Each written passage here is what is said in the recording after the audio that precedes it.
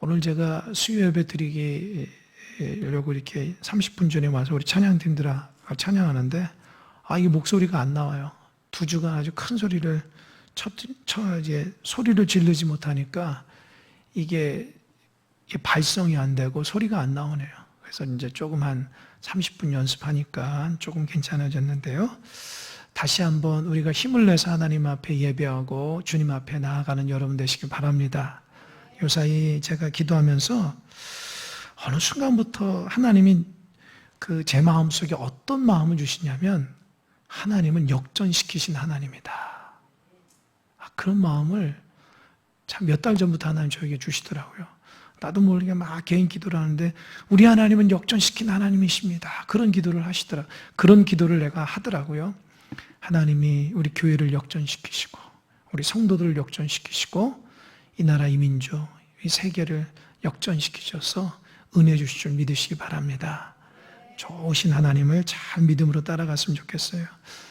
오늘 로마서 6장의 말씀 보기 전에 2주간 말씀을 안 들었기 때문에 또 로마서 간략하게 그동안 1장부터 5장의 말씀을 제가 잠깐 설명드리겠어요.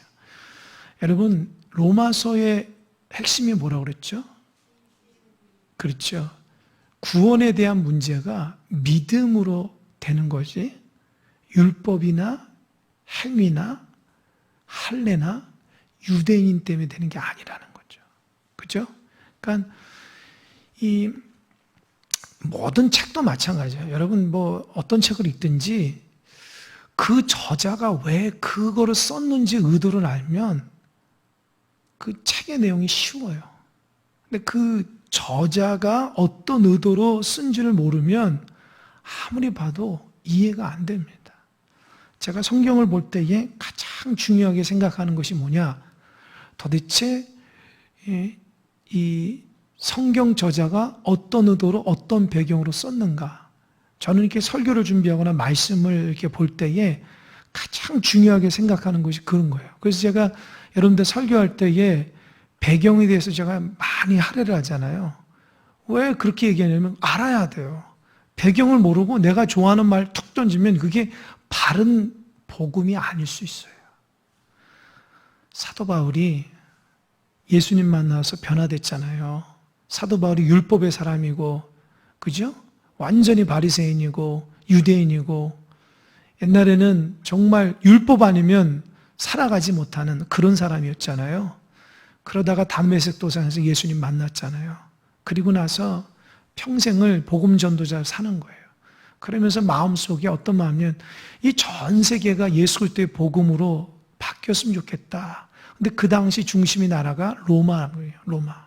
그러니까 늘 마음속에 이 로마에 가서 하나님의 복음을 전하기 원하는데 사실은 로마에 교회가 있었어요. 언제 생겼냐면 예루살렘에서 박해가 있고 나서 사람들이 흩어지면서 로마까지 가서 거기에서 정말 주님의 이름으로 교회가 세워졌습니다.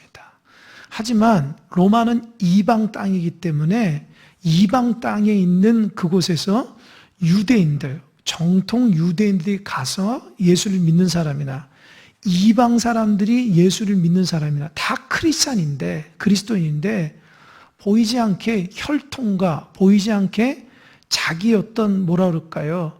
그 보이지 않는 혈통과 보이지 않는 율법이 이런 게 많아요. 그러니까 유대인들은 예수님 믿어 변화됐지만 여전히 율법이 있는 사람들이에요. 그러니까 예수님 보더라도 율법적이고 행위적인 부분에 있어서 굉장히 강조를 많이 한다고요. 그리고 보이지 않는 교만함이 있어요. 나는 유대인이라. 근데 이방인들은 그렇지 않거든요. 그들은 유대인들도 아니잖아요. 그죠? 그래서 어떻게 하든지 복음을 듣고 예수님이 너무 공평하시고 너무 좋으신 분이기에 예수님을 영접하면 교회 공동체 안에 들어왔는데 보니까 그 유대인들이 이방인 크리스찬들을 무시하기 시작하는 거예요. 근데 로마 교회 안에는 유대인 크리스찬보다 이방인 크리스찬이 더 많았다는 거죠. 그러니까 보이지 않는 담이 있고 다툼이 있었다는 거죠. 사도 바울이 그 소리를 듣고 어떻게 했을까요? 교회가 정말 복음으로 바르게 서야 되겠다 생각해가지고 진짜 복음이 무엇인지 논문 형식으로 아주 딱딱한 논문 형식으로 구원이 뭐냐, 은혜가 뭐냐, 믿음이 뭐냐, 그러면서 축축축축 적어놓는 게 로마서라는 거예요. 1장부터 5장까지의 내용은 그런 거예요. 그 질문하는 거죠. 진짜 구원이 율법으로 됐냐? 할례로 됐냐? 아니면 혈통으로 됐냐? 그러면서 유대인들이 잘 알고 있는 인물을 내죠. 그 인물이 누구죠? 아브라함이죠. 아브라함이 유대인들은 굉장히 믿음의 조상으로 생각하고 위대한 사람이라고 하나님 인정받는 사람인데, 이 아브라함이 하나님 앞에 의롭게 된 게 모든 사람은 혈통이기 때문에, 할례를 받았기 때문에라고 생각하는데, 좋다. 그러면 창세기의 말씀을 보니까 15장에 보니까 15장 6절에 보니까 하나님께서 아브라함에게 밖으로 나와가지고 하늘의 별과 같은 것을 보이면서 내가 이렇게 너에게 많은 자녀를 주겠다 하니까 아브라함이 믿을 수 없는 상황이거든요. 왜요? 하나님이 아브라함에 아들을 준다 했는데 아들을 안 주는 거예요. 아무리 기다려도 아들을 안 주는데 하나님이 딱 나타나서 하늘의 별과 같이 내가 이렇게 많이 자녀를 주겠다니까 사실을 믿을 수 없는데 아브라함 믿어요. 그 믿었기 때문에 하나님이 의롭게 여겼다. 이해가 되시죠? 그 의롭게 여긴 것은 할례를 받기 전이라는 거예요. 무할례 때. 이해가 되시죠? 그러니까 사도 바울이 얼마나 위대한 사람이냐면 이렇게 예수님 만나기 전에는 율법의 눈으로 그런 어떤 유대인의 관점으로 성경을 봤다면 이제 예수님을 딱 만나니까 모든 성경을 예수님의 완전히 은혜의 관점으로 보기 시작하는 거예요. 여러분도 어떨지 모르겠지만 저처럼 신학교 가서 성경하고 지금 신학교 졸업한 지 20년 넘었거든요. 계속해서 교회에서 사역하고 성경을 보면서 소망이 있어요. 어떤 소망이 있냐면 하나님 나에게 말씀의 깨달음을 달라고 하는 거예요. 이 목회자 입장에서 하나님 말씀의 깨달음이 없으면 큰일 납거든요. 이 말씀의 심오함이라든지 이 성경 안에서 보물을 캐듯이 이걸 캐지를 못하면 얼마나 지루한지 몰라요. 저도 여러분들처럼 젊었을 때 본교회에서 신앙생활을 했거든요. 뭐 은혜 받은 적도 있지만 은혜 받지 못하고 막 지루하고 힘든 적도 많았어요. 제가 신학교 가가지고 한 가지 다짐한 게 있어요. 뭔 다짐하냐? 나는 적어도 지루한 설교는 하지 않겠다. 하나님 말씀 제대로 말씀 속에서 정말 다이아몬드 보물을 캐듯이 우리 성도들이 그 말씀에 대한 귀함과 진짜 은혜를 받고 이야 이게 정말 생명의 말씀이구나 은혜의 말씀인가 그래서 감격하고 감동시키는 하나님의 종이 되고 싶다 하나님 앞에 기도했어요. 그래서 늘 지금도 하나님 앞에 기도 하나님 저에게 말씀의 깨달음을 주십시오. 하나님 좀 보여주십시오. 알게 해주십시오. 사도 바울이 예수님 만나기 전에는 그걸 몰랐다라는 거예요. 창세기 15장 6절 아브라함이 하나님을 믿으니 하나님이 그를 의롭게 여겼다는 것이 이게 율법의 은지 알고 할례의 은지 알고 그냥 과거에 그가 전통에 사로잡혀서 알고 있는 말씀이었는데 예수님을 영접하니까 성경을 완전히 그 은혜로서 관통하기 시작하는 거예요. 할렐루야. 여러분도 성경을 통해서 관통하셔야 됩니다. 하나님 말씀이 막 꿈틀꿈틀 살아서 나에게 막 다가오고 이 말씀을 내 마음에 다가와서 마음속에 꿈틀거려 나를 막 이렇게 흥분시키고 말을 막 이렇게 하나님 말씀대로 살게끔 막 다짐하게 하고 막 그런 이렇게 꿈틀거림이 좀 있어야 됩니다. 사도 바울이 그랬다는 거죠. 그러니까 어때요? 아브라함 들면서 아브라함이 의롭게 된 것은 할례나 율법이 아니라 하나님을 믿었기 때문이다. 그 믿음으로 얻게 된 거다. 이렇게 얘기를 하는 거예요. 두 번째, 무슨 얘기를 하냐면 아담에 대한 얘기를 해요. 그러면 도대체 생각해 보세요. 의롭게 되는 게 도대체 뭘까? 그럼 예수님 믿으면 의롭게 되는데 어떻게 해서 의롭게 되는 거지? 궁금할 거 아니에요. 그래서 어떻게 했을까요? 사도 바울이 대표성의 원리에 대해서 5장에서 얘기해요. 첫 번째 사람 아담이 이 땅에 와서 에덴 동산에서 아름답게 살아가는데 하나님이 말씀하셨죠. 다른 거 다 해도 동산 중앙에는 선악과는 따먹지 마라. 그러죠? 근데 꼭 따먹지 말라 그러면 따먹죠. 그래서 따먹었어요. 그래서 죄를 졌어요. 그 선악을 알게 하는 거 있으면 하나님처럼 되는 거거든요. 딱 보니까 그 하나님 앞에 불순종하니까 자기의 부끄러움이 있어서 숨었잖아요. 그런 의해서 모든 인류가 첫사람 아담의 불순종으로 인해서 죄인이 된 거예요. 아담이 사람의 대표자가 된 거죠. 그래서 우리는 원죄, 첫사람 아담이 하나님 앞에 범죄함으로 해서 그 죄로 인해서 우리는 죽을 수밖에 없는 인생이 되어버린 거죠. 그러다가 하나님이 둘째 사람 아담, 누구죠? 예수님을 보내주신 거죠. 딱 보니까 첫사람 아담 때문에 모든 인류가 죽어나가니까 하나님이 둘째 사람 아담인 예수 그리스도를 통해서 모든 죄를 짊어지고 어디에 돌아가셨죠? 십자가 옆에 돌아가셨어요. 십자가에서. 이 죽으실 때에 우리의 모든 죄도 함께 죽었다라는 거예요. 그리고 십자가에서 살아나셨을 때에 그 죽을 몸이 영생했는데 그 예수님 믿으면 동일하게 우리도 죄로 죽고, 그죠? 죽음에서부터 영생하는 하나님의 은혜가 주어진다는 거예요. 그래서 예수님 믿으면 의롭게 된다는 것은 첫사람 아담에 의해서 죄가 있듯이 둘째 사람 아담의 하나님 앞에 순종함으로 그 순종이 그를 믿으면 우리에게 구원의 역사가 일어난다는 거예요. 그 얘기하는 거예요. 여러분, 이 말이 쉬운 것 같지만 어려워요, 여러분. 깨닫는 거 쉽지 않아요. 내가 이게 무슨 말이냐면 여러분이 성경을 통해서 제가 많은 성경적인 지식이나 책을 봤지만 다시 한번 로마서를 읽으면서 마음이 흥분이 돼요. 예수님을 믿으면 나의 죄 문제가 해결되는구나. 나의 죽음의 문제가 해결되는구나. 이거 몰랐던 거 아니잖아요. 그런데도 말씀을 구구절절하게 읽을 때에 사도 바울이 깨달았을 때 그 깨달음에 대한 기쁨, 감격이 지금 이 시대에서 제가 읽는 그 성경에서 그 감격이 그대로 나에게 온다는 거예요. 여러분, 이것이 하나님의 말씀이 살아있음입니다. 아멘? 또 부족한 종이 깨닫는 거를 듣는 성도들 입장에서도 들으면서 흥분되는 거예요. 진짜 예수님 때문에 내가 죄의 문제가 해결됐지, 죽음의 문제가 해결됐지, 이게 복음이지. 이게 깨달아지는 거예요. 예수님 믿으면 영생한다. 모르는 사람이 어디 있어요, 예수님. 하지만 구체적으로 내 마음속에 와닿느냐는 거예요. 그리고 그것을 위해 살아가는. 그러니까 사도 바울은 그것을 깨닫고 너무 놀라워서 복음을 전하지 않으면 안 된다고 하는 그 열정이 오른 거예요. 이게 전도입니다. 그러니까 복음을 전하는 거는요, 은혜 받고 깨달아야 돼요.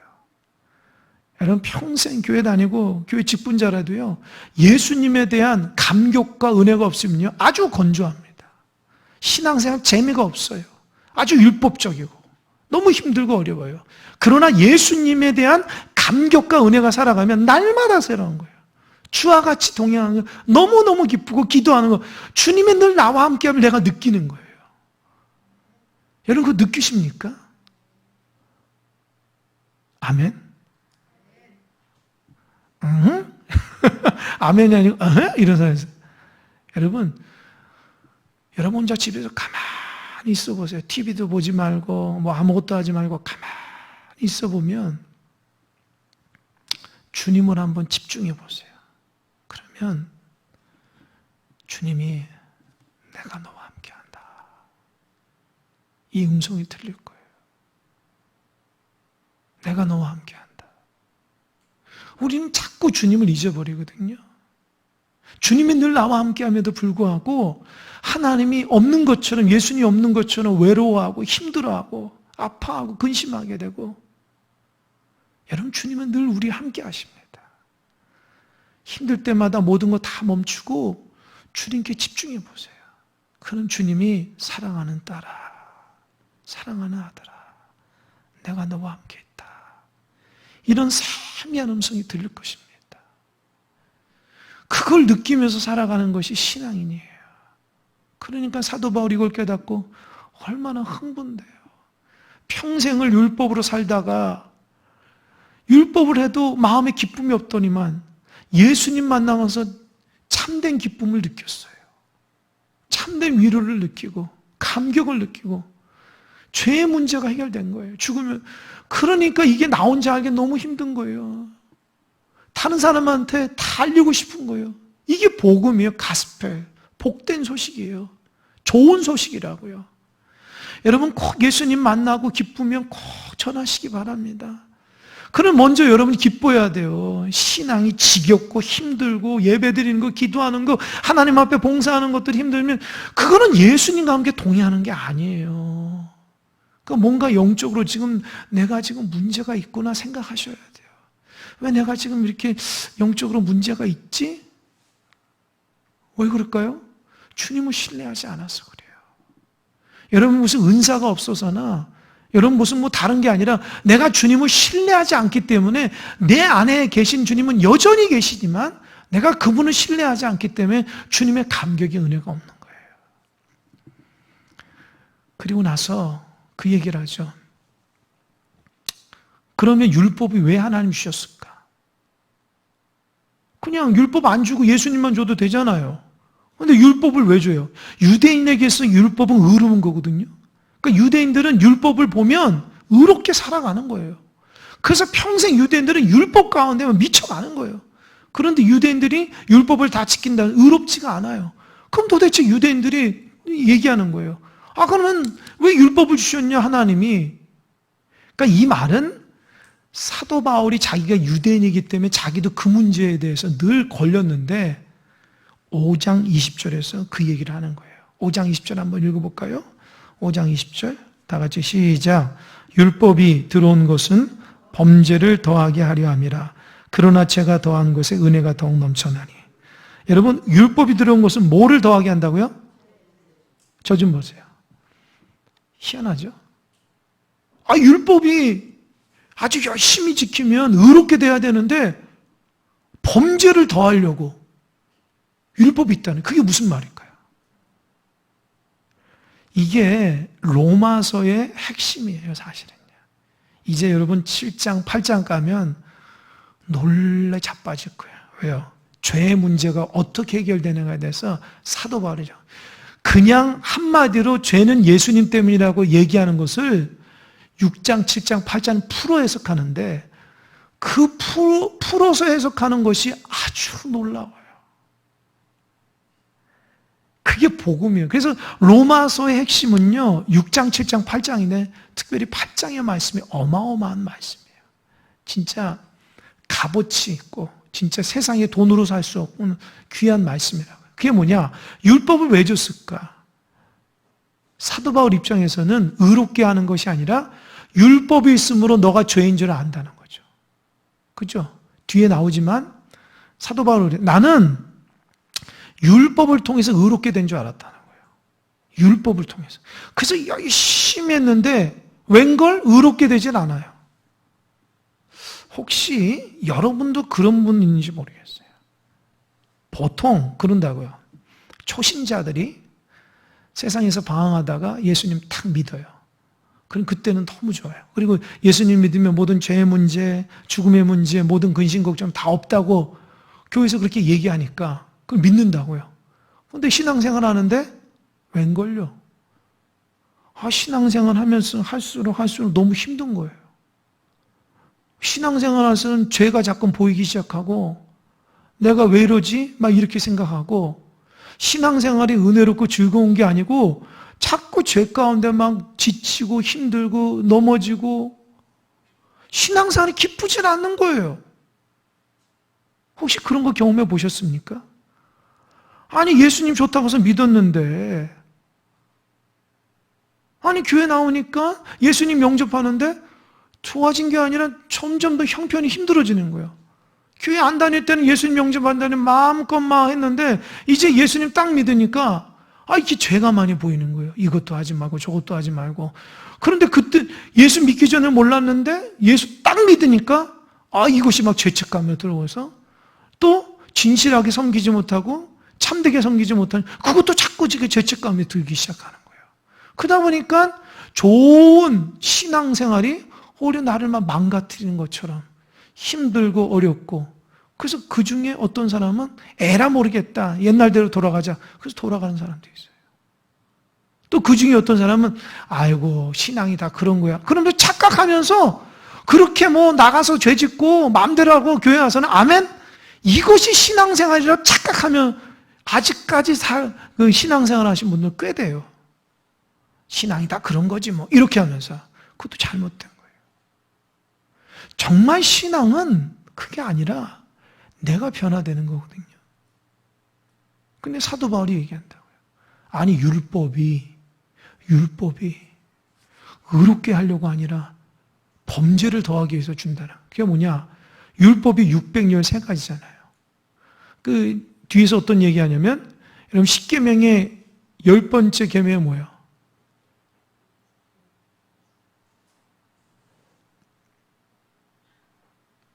여러분 교회 다니시는, 빨리 보세요.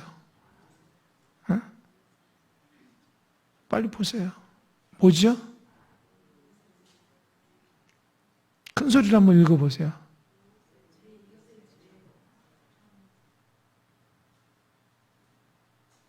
탐하지 말라고 그랬죠? 탐하지 말라? 탐심이에요, 탐심. 그죠? 사도 바울이 이 탐심이란 문제 때문에 힘들었어요. 그러니까 율법을 알기 전에는 탐심이 죄가 아닌 줄 알았어요. 욕심 부리고. 그런데 율법을 딱 하니까 탐심이 죄라는 거 알고, 그 뒤부터는 율법을 몰랐을 때는 탐심이 내 마음속에 자동적으로 일어나니까 그거는 열정이고 그거는 나에게 욕심이고 이런 거였어요. 그런데 성경에 탐심하지 말라는 말을 딱 듣고 나서는 그때부터 그런 마음 들 때마다 죄책감이 들기 시작하는 거예요. 이해되십니까? 이해돼요? 그거예요. 또 한 가지, 간음하지 말라. 누군가를 간음하지 않다는 생각만 하더라도 간음된다. 그러면 간음하는 그런 생각들에 대면 죄책감이 들기 시작하잖아요. 그죠? 도둑질하지 말라. 꼭 훔치지 않더라도 훔치고자 하는 마음이 있으면 이게 자꾸 마음속에 죄책감이 들기 시작하는 거예요. 이해가 되시죠? 율법은 그래서 죄라는 거예요. 율법을 통해서 너가 얼마나 형편없고 너가 얼마나 죄인이라는 걸 깨닫게 하기 위해서 율법을 주신다는 거예요. 그러니까 율법을 통해서 의롭게 되는 것이 아니라 너는 형편없다고 하는 것을 보여주기 위해서인데, 유대인들은 율법을 다 지킨다고 하면서 사실은 지키지도 않으면서. 그래서 왜 유대인들이 왜 외식하는지 아세요? 왜 외식할까요? 외식이란 말이 무슨 말인지 알죠? 나가서 밥 먹는 거 말고, 겉으로는 속으로는 변하지 않는데 겉으로 변하는 척. 율법이 그런 속성이 있어요. 그래서 교회에서 보면 속이 안 변하는데 겉으로 변하는 척 하는 것은 다 보여요. 왜요? 저분이 예수님대로 살지 않고 율법대로 살아간 사람이기 때문에 다 보여요. 저도 경험했기 때문에 그래요. 그러니까 예수님의 은혜로 살아가지 않으면 속이 안 변하기 때문에 겉만 번지르하지만 속이, 내면에는 뭐가 있어요? 내가 죄인이라는 것이 느껴져요. 이해가 돼요? 근데 신기하게도 내가 죄인이라는 게 느껴지는데, 어떤 부분에서 죄인이라고 느껴지는데 그거는 나한테 적용이 아니라 율법이라는 것이 꼭 남을 정죄하는 기능이 있어요. 남을 정죄하는 기능이 있어요. 무엇하지 말라, 무엇하라기 때문에. 그러니까 신기해도 바리새인이나 사두개인들이 외식하는 이유가 뭐냐? 예수님이 영접하지 않기 때문에, 율법만 있기 때문에. 율법은 절대로 사람을 의롭게 할 수가 없어요. 그렇게 지켜낼 수가 없어요. 그러니까 율법은 정죄하는 기능만 있기 때문이에요. 이해가 되시죠? 이해가 되시죠? 그러니까 여러분들도 잘 생각해 보세요. 내가 신앙생활 열심히 한다 그러는데 신앙생활 하면서 예수님 중심으로 하지 않으면 그냥 교회 종교적인 말씀과 무슨 행위 정도로 생각하면 마음에는 공허하고 힘들어요. 근데 겉으로는 예배생활 한다고요. 그럼 어떻게 생각하냐면 정죄의 기능이 있어요. 정죄가 된다고요. 다 알지만 내가 변화가 안 되는 거예요. 그래서 율법을 갖고 있는 사람, 율법대로 살아가는 사도 바울이 깨닫는, 그러니까 자기의 고백이라고. 내가 그렇게 해보니까 진짜 죄책감만 있더라. 그 율법이 나를 의롭게 하는 게 아니라 죄책감만 있더라. 그래서 20절 보세요. 율법이 들어온 것은 범죄를 더하려 하려 함이라. 그리고 나서 뭐래요? 그러나 죄가 더한 곳에 뭐가 있다고요? 죄가 더한 곳에 뭐가 있다고요? 여러분, 죄가 더한 곳에 은혜가 있죠. 왜요? 은혜가 뭐예요? 값없이 주는 거잖아요. 그러니까 예를 들어 생각해 보세요. 내가 무슨 의로운 행위를 많이 했어요. 그럼 하나님 나에게 축복을 주면 어떻게 해요?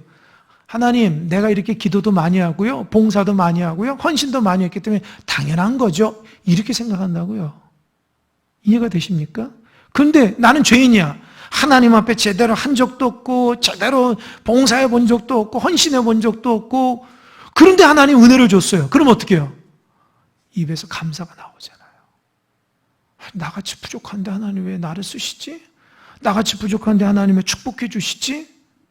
이게 감사잖아요. 이해가 돼요? 그러니까 율법을 따라서 막 살아가는데 너무 힘든 거예요. 의롭게 안 되고 이상하게 마음이 공허해지고 이상하게 남을 정죄하기만 돼요. 그런데 어느 순간 예수님을 딱 만나니까 은혜가 되는 거예요.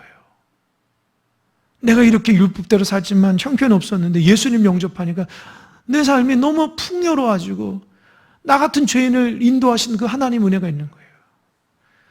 여러분, 제가 이 병에 걸렸었어요. 제가 사도 바울은 비교할 수는 없지만 제가 중학교 2학년 때에 산에서 인격적으로 예수님 만나고 나선 제가 중학교 2학년 때부터 거의 하나님 중심으로 살아갔어요. 진짜 하나님 중심으로 날마다 2시간씩 기도하고요, 말씀 보고, 그 어린 나이에. 그 은혜죠. 그런데 놀랍게도요, 내가 그렇게 열심히 하고 정말 최선을 다하는데 진짜 제 마음에 기쁨이 없더라고요. 이게 왜 그러지? 난 그때 몰랐어요. 신학교 딱 입학했는데, 신학대원 입학했는데 한 사람씩 이렇게 어떻게 들어왔냐 얘기하면서 자기의 고민거리를 얘기해보라니 모든 사람들이 나는 정말 은혜 받고 정말 너무 행복해서 신앙생활에서 하나님 앞에 진짜 멋진 목회자가 되어 왔다. 다 기뻐하는데 저만 저는 요즘에 너무 힘듭니다. 내가 하나님 말씀대로 순종하지 못하고 그렇게 따라가지 못해서 너무너무 힘들고 이게 신앙이 이렇게 힘들지 뭐 나만 그런 얘기를 하더라고요. 그래서 저는 내가 진짜 한참 문제가 많다 생각을 했어요. 그런데 그 이유를 몰랐어요.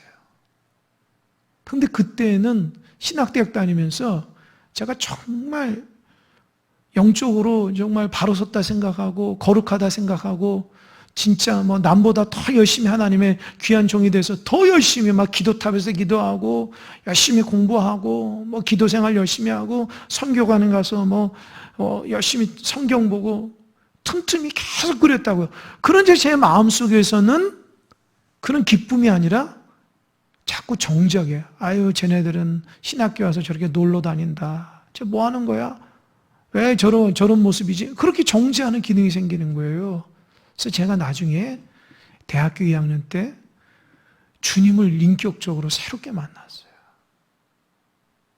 그때 이후로부터 제가 좀 달라지더라고요. 그래서 제가 이 말씀을 누구보다도 잘 알아요. 아마 여러분들 중에도 평생 신앙생활 하면서도 기쁨 없이 이거 왜 그러지? 내 마음속에 기쁨이 없어.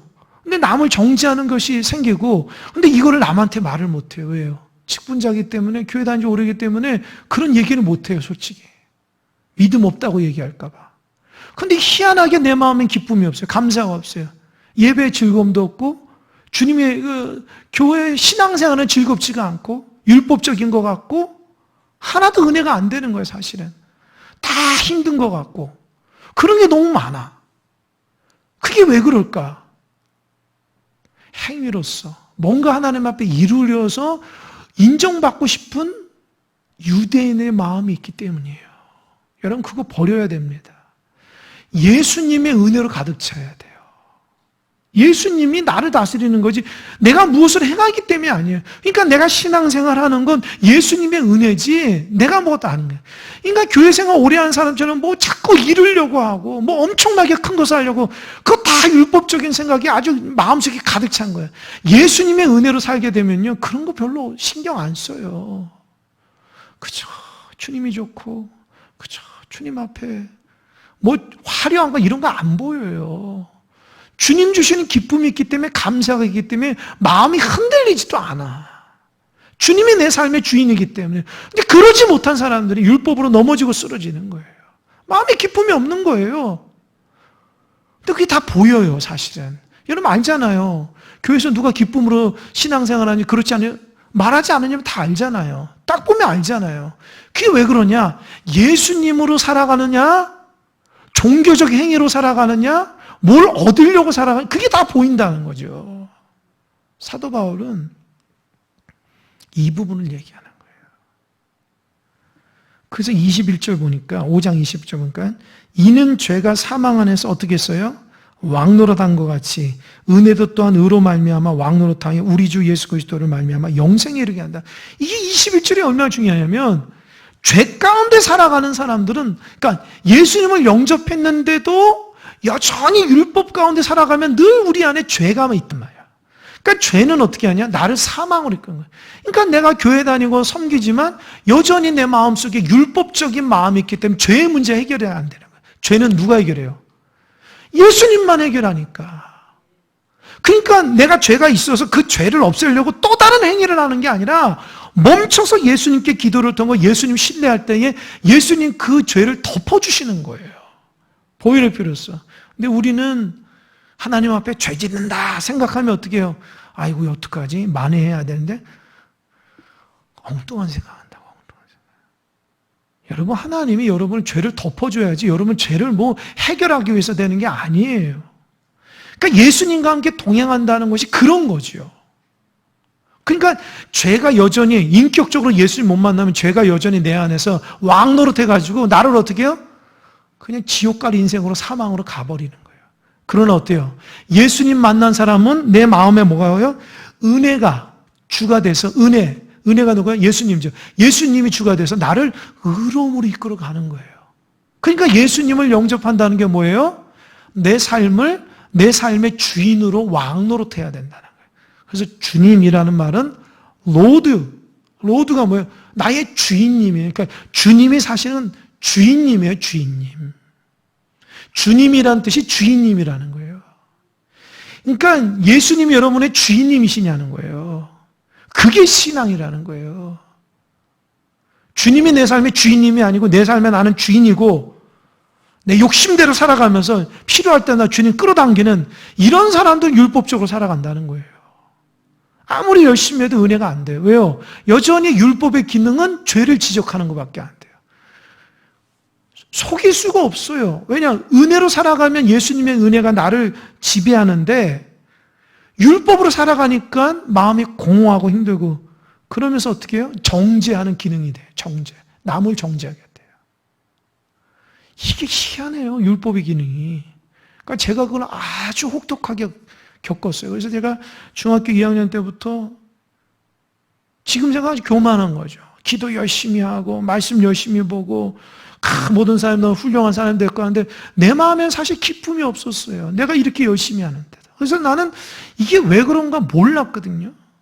신학대학을 딱 가서 하나님 깨달은 거예요. 아, 내가 하나님의 은혜로 살아가야 돼. 뭘 내가 이루어야지 의롭게 된다고 생각해서 남보다 더 열심히 이루었지만 사실은 나에게 남는 것은 예수님의 은혜가 아니라 율법적으로 내가 어떻게 됐다. 그래서 유대인들이 혈통을 자랑한다거나 자기가 이루어 놓은 것을 자랑한다거나 자기가 무엇한 것을 자랑하는 기능이 바로 공허하기 때문에 그러는 거예요. 은혜롭게 살아가는 사람은 자랑할 것도 없어요. 그러니까 주님의 은혜로 살아가는데 그저 기쁜 거죠. 여러분, 교회가, 성도가 예수님의 은혜가 있어야 돼요. 이게 교회가 율법에 빠지면 큰일 납니다. 성도가 율법에 빠지면 큰일 나요. 그 죄진인지도 몰라요, 그거. 자기가 얼마나 죄인인지도 모른다고. 예수님의 은혜로 살아나야 됩니다. 아멘. 오늘 본문은 다음 시간에 해야 되네. 사실은 5장 뒷부분 했는데, 여러분 오늘 굉장히 중요한 거였어요. 우리가 어떻게 해서 의롭게 되는가? 또 율법이 뭔가? 이게 지금 6장, 7장, 8장에서 쭉 이어지는 부분이에요. 그러니까 이 예수님이 나에게 엄청난 분이라는 것을 깨닫는 거예요. 여러분이 신앙생활의 변화가 언제 오냐? 예수님을 정말 인격적으로 만날 때 변화가 오는 거예요. 그러면 기도하지 말라고 해도 기도가 되는 거예요. 봉사하지 말라 해도 봉사가 나오는 거예요. 예배 드리라고 하지 말아도 자기 발로 예배 드리는, 왜요? 예수님을 인격적으로 만나고 은혜를 경험하기 때문에. 그러지 않으면 반대가 되는 거예요. 율법으로. 그러니까 뭐를 이렇게 이루려고 하고, 율법으로 내가 무엇을 하려고 하고, 은혜로 하는 게 아니라. 그러다 보니까 평생 신앙생활 하는데 남한테 뭐 말 못하고 막 힘든 거죠. 제가 얘기했잖아요. 예전에. 그 요양원에서 근무하셨던 어떤 집사님의 고백이 있다고 제가 얘기했죠. 그분이 평생 그 목사님들하고 교회 장로님들 평생 섬기셨던 분들이 아프셔가지고 이제 죽음을 앞두고 있는 요양원에 왔는데 그분이 거기 취직해가지고 일하는데 깜짝 놀랐다는 거예요. 그분들이 저주를 퍼붓는데 너무 큰 상처가 됐다는 거예요. 아니 평생 강단에서 말씀 전하고 강단에서 기도하셨던 그 교회 목사님 장로님들이 마지막 순간에 보니까 이게 천국 백성이 아니라는 걸 자기가 깨달았다는 거예요. 그래서 자기가 아주 충격을 먹고 내가 신앙생활 잘해야 되겠다. 신방울 같으면 저한테 그런 얘기를 해요. 제가 그 말 듣고 엄청 충격받았어요. 마지막 순간이 정말 은혜로워야 돼요. 그게 예수님과 평생 동행했던 증거가 되는 겁니다. 평생 껍데기로만 신앙생활하고 나중에 인격적으로 만나서 주님이 어디 있어? 아프다고 저주 퍼부대고 원망하고 시기하고 그게 아니라 정말 은혜 가운데 할렐루야 하면서 나는 주님과 함께 통행하고 하나님이 이제껏 나와 함께 하셨던 그 하나님을 바라보며 이게 신앙이고 믿음이고 은혜입니다. 여러분 예수님 사랑하며 잘 믿으시기 바랍니다. 오늘 당장 주님이 부르셔도 부끄럽지 않은 신앙인들 되시기 바랍니다. 하나님 앞에 당당하고 늘 주님과 함께 동행했기 때문에 어떤 삶일지라도 그런 은혜의 백성처럼 살아가시고 쓸데없는 율법이라든지 내가 무엇을 이룬다든지 행위적으로 아무래도 안 돼요. 주님과 동행하고 기쁨으로 살아가야지. 오늘 깨달으셨다면 오늘부터 새롭게 하더라도 이전보다 훨씬 행복한 신앙이 될 것입니다. 꼭 믿으시고 주님 안에서 변화되는 여러분 되시기 바랍니다. 기도하겠습니다.